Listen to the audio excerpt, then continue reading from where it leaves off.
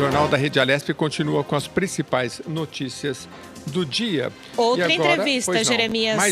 Mais uma entrevista aqui no Jornal da Rede Alesp. Agora a gente conversa com o neuroeducador Alexandre Rezende. Ele vai nos falar então sobre a neurociência nesse momento de aprendizagem. Boa tarde, doutor. Como é que está? Tudo bem? Obrigado por nos atender. Já virou meio-dia aqui.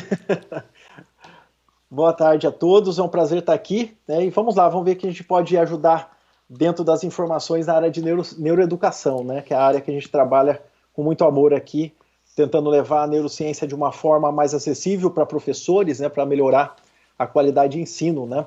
Que é justamente o que a gente espera, né? Que o professor melhore cada vez mais a sua qualidade de ensino e olhando o cérebro do aluno fica mais fácil. Neuroeducação, que tema interessante, doutor. Antes de fazer a primeira pergunta, me veio à cabeça a seguinte questão. Hoje em dia se fala muito de inteligência artificial. E eu estava vendo uma palestra que um educador dizendo assim, olha, a inteligência artificial, os robozinhos, eles podem fazer tudo que controle muitos dados. Mas quando o assunto é fazer as nossas conexões neurais e que possibilita o ser humano ter criatividade, isso aí o robozinho não faz. Graças a Deus. É por aí, Exato. Doutor?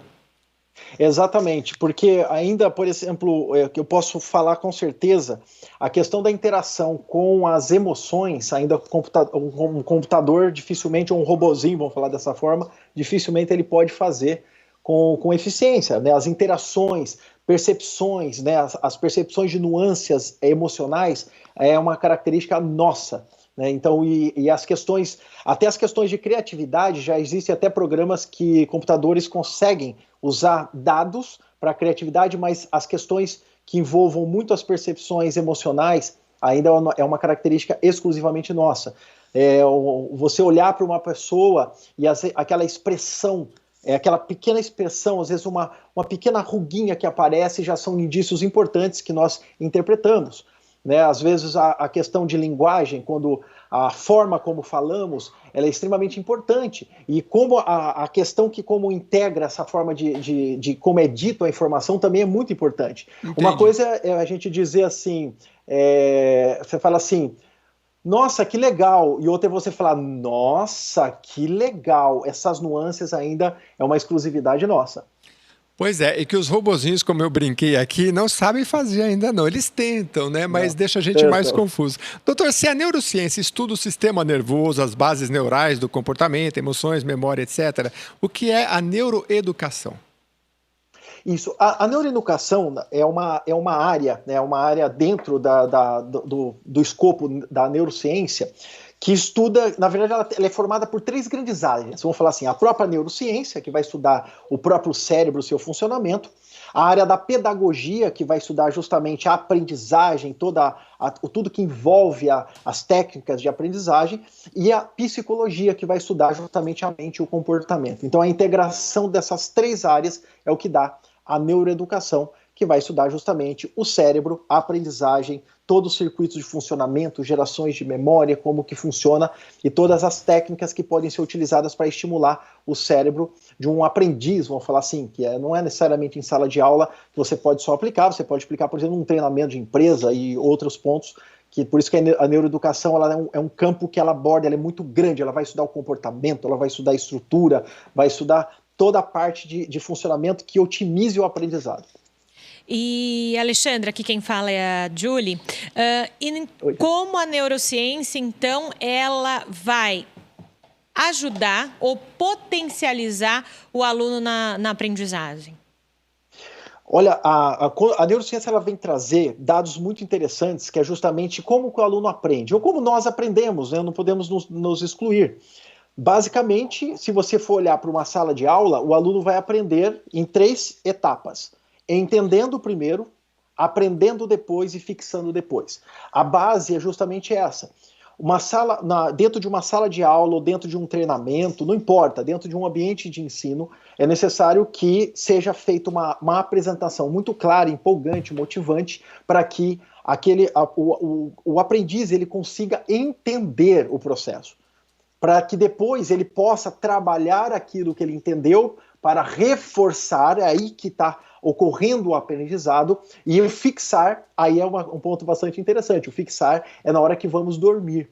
O dormir é extremamente importante para que ocorra a consolidação das memórias. E por isso a importância de assistir uma aula bem dada, uma aula muito bem feita, no sentido de trazer a informação de uma forma clara para o aluno, para que depois ele possa reforçar aquilo e depois, dormindo, poder fixar. Existe só uma exceção, que é a área da emoção, onde a emoção ela consegue gerar uma marca definitiva quando você consegue emocionar o aluno. Ele consegue aprender já de uma forma efetiva, né? Às vezes não precisa nem dormir, porque é algo que nos emociona, marca a nossa vida para sempre.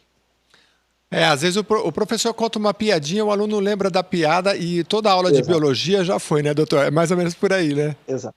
Eu posso te dar um exemplo? Pois não, fica à vontade. Não da piada, mas um exemplo que o que você pode fazer na questão de humor para que o aluno consiga reter informação. O humor é muito efetivo.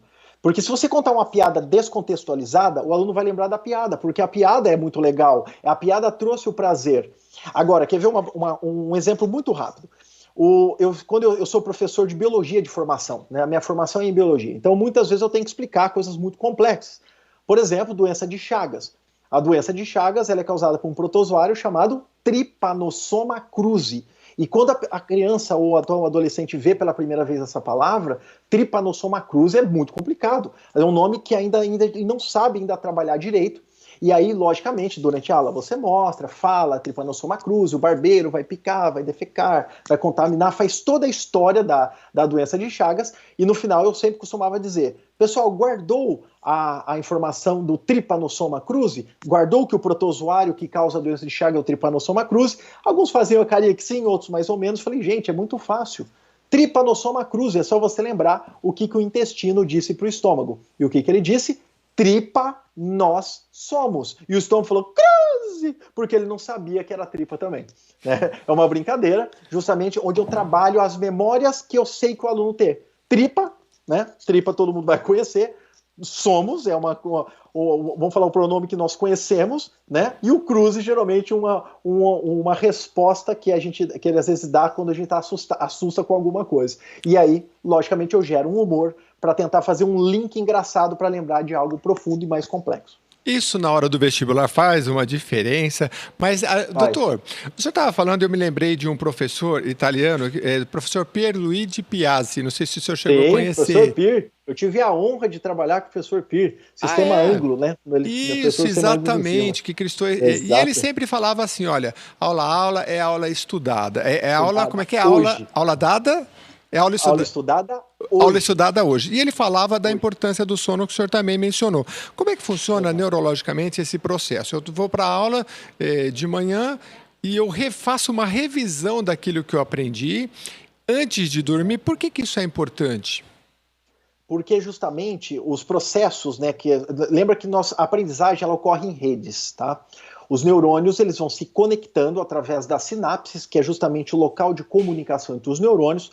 Então, quando eu trago um novo conhecimento, o aluno gera novas vias, novas redes, e essas redes, né, isso aí vem desde a década de 40, 1949 exatamente, onde Donald Webb, né, um psicólogo canadense importante, que diz o seguinte, ele vem e fala, se um neurônio entrou em sinapse com outro neurônio, a chance dele entrar em sinapse com esse neurônio novamente é maior.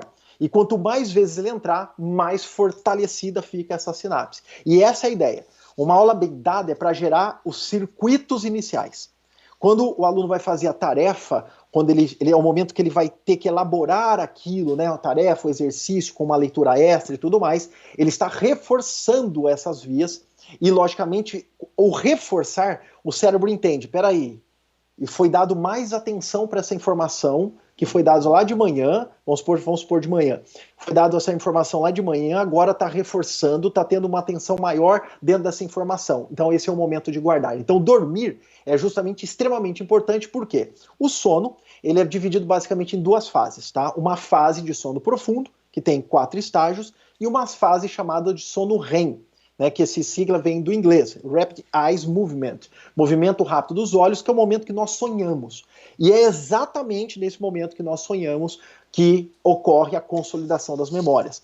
Ou seja, dormir e sonhar é ter memória. Então, as fases vão ocorrendo de aprofundamento, né? Justamente esse sono profundo, ele até melhora, pode até aparecer novas conexões sinápticas, porque ele melhora os neurônios e ficam mais receptivos para essa formação, e na hora que sonhamos, nós temos a consolidação efetiva. Só que aí é bom sempre guardar.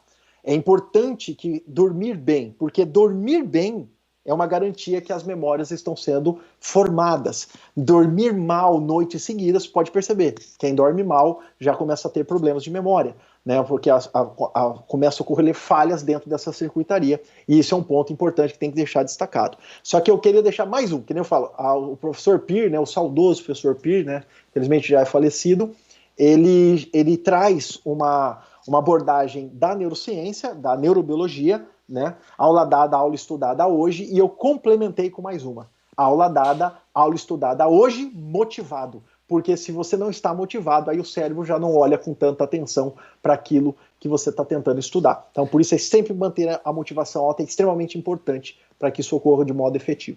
Nesse frio, eu estou muito motivado a dormir também, viu, doutor? A Julie tem uma pergunta.